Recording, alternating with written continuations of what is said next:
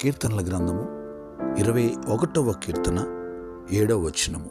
సర్వోన్నతిని యందు నమ్మిక ఉంచువారు ఆయన కృపచేత ఎల్లప్పుడూ కదలకుండా నిలుచుదురు. ప్రియులారా, దేవుని వాగ్దాన వాక్యము. ప్రభువు యెహోవాయే సర్వోన్నతుడు, ఆయన ఉన్నతుడు. ఆయన యందు నమ్మిక ఉంచిన ఎడల ఆయన కృప అనుగ్రహిస్తాడు. ఆ కృప చేత మనము అటు ఇటు కదలకుండా స్థిరముగా మనము నిలబడగలుగుతాము. ఆయన కృప లేని ఎడల మనము బ్రతకలేము. ప్రార్థన.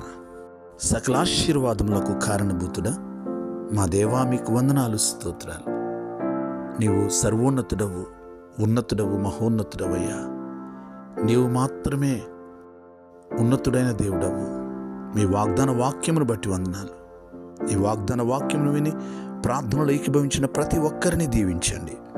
వారి ప్రతి అవసరత తీర్చండి.